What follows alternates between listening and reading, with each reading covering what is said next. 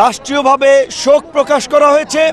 আমরা সকলেই সেই ঘটনায় শোকার্ত, কিন্তু আমরা দেখেছি সেই মাইলস্টোনের ঘটনাকে পুঁজি করে পতিত স্বৈরাচারের দোসরেরা ঢাকার রাজপথে নানান ধরনের নাশকতা এবং অস্থিরতা তৈরি করার অপচেষ্টায় লিপ্ত ছিল।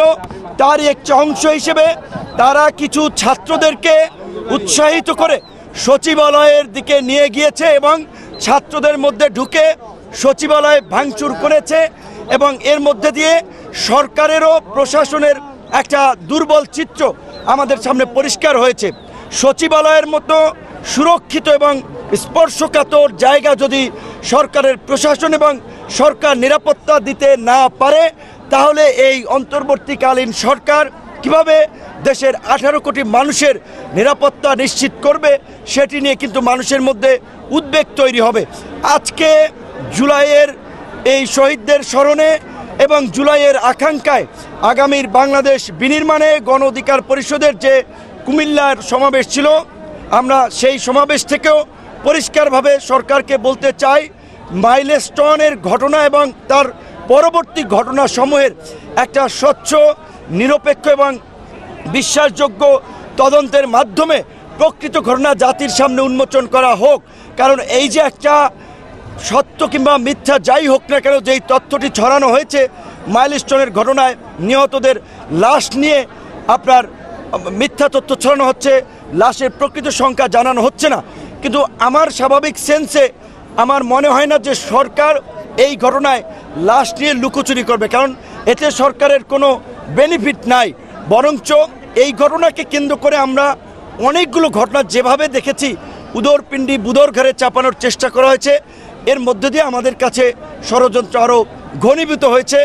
আমরা গোপালগঞ্জেও দেখেছি ফ্যাসিবাদীর দোসরদের আস্ফালন, সেখানেও কিন্তু প্রশাসন পূর্বে সরকারকে তথ্য দিয়ে অবহিত করতে ব্যর্থ হয়েছে, যার ফলে আমরা দেখেছি সেখানেও 5টি প্রাণ ঝরে গেছে এবং একটা উত্তপ্ত পরিস্থিতি ছিল।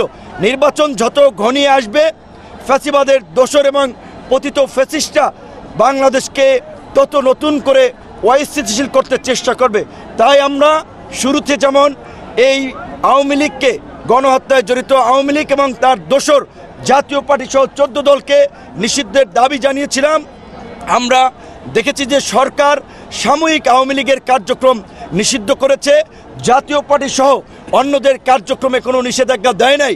সরকারের প্রতি আমরা দাবি জানাবো অনতি বিলম্বে আওয়ামী লীগকে স্থায়ীভাবে রাজনীতিতে নিষিদ্ধ করা হোক এবং আওয়ামী লীগের দোসর যারা গত 14 বছরে লুটপাট, গুম, খুন করেছে, তাদেরকেও একই প্রক্রিয়ায় নিষিদ্ধ করা হোক এবং এই জুলাইয়ের আকাঙ্ক্ষা বাস্তবায়নে সরকার এবং শাসনতান্ত্রিক ব্যবস্থার মৌলিক যে পরিবর্তনের আওয়াজ উঠেছে, সেই পরিবর্তন নিশ্চিত করার মধ্যে দিয়ে সরকার একটা নির্বাচনের দিকে এগিয়ে যাক, একটা অবাধ, সুষ্ঠু, নিরপেক্ষ নির্বাচনের মধ্যে দিয়ে বাংলাদেশ একটা নতুন পথে পরিচালিত হোক, আমরা সেই প্রত্যাশা করি। ধন্যবাদ। পরশুদিন আপনারা দেখেছেন যে সরকার 13টি রাজনৈতিক দলের সাথে বসেছিল, 13 দলের শীর্ষ প্রধানদের সাথে, সেখানে আমরাও ছিলাম। সেখানে আমরা পরিষ্কারভাবেই সব রাজনৈতিক দলই সরকারের এই পক্ষপাত দুষ্ট আচরণের তীব্র প্রতিবাদ জানিয়েছে এবং ডক্টর ইউনূস স্যারের প্রতি সম্মান দেখিয়েই তারা বলেছে, আপনার সরকারের প্রতি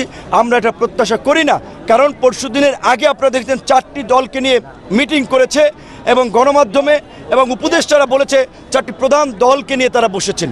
একটি দল যেখানে নিবন্ধনই নাই, সদ্য জন্ম লাভ করেছে, কতদূর যায়, কতদিন রাজনীতিতে টেকে, সেইটাই তো এখন পর্যন্ত জানা নাই। সরকারের পৃষ্ঠপোষকতায় থেকে, সরকারি সহযোগিতায় এদেশে অনেক কিংস পার্টি গড়ে উঠেছে, পরে আবার সেগুলো হাওয়ায় মিশে গেছে। কাজেই এই সরকার যে একটি দলকে, বিশেষ করে সদ্য জন্ম গ্রহণ করা এনসিপিকে যে পৃষ্ঠপোষকতা করছে, সেটি শুধুমাত্র গণ অধিকার পরিষদ নয়, দেশের অধিকাংশ সচেতন রাজনৈতিক মহল এবং নাগরিকদের কিন্তু এটি মতামত যে সরকার একটি দলকে পৃষ্ঠপোষকতা করার মধ্যে দিয়ে তাদের একটি পক্ষপাত দুষ্ট আচরণকে জনগণের সামনে পরিষ্কার করেছে। তাই আমরা বারবার সরকারকে সতর্ক করছি, সরকার যদি নিরপেক্ষ আচরণ করতে ব্যর্থ হয়, তাহলে নির্বাচনের আগে নির্বাচনের জন্য কিন্তু একটি নিরপেক্ষ সরকারের প্রয়োজন হতে পারে এবং আমরা মনে করি এনসিপি সহ সকল দলের প্রতি সরকার সমান আচরণ করবে, সকলকে সমানভাবে দেখবে। এর আগে যেমনিভাবে সকল রাজনৈতিক দলকে নিয়ে সর্বদলীয় মিটিং হয়েছিল, আমরা আশা করি সরকার বিভিন্ন ইস্যুতে রাজনৈতিক দলগুলোকে নিয়ে একই প্রক্রিয়ায় সর্বদলীয় মিটিংয়ের আয়োজন করবে।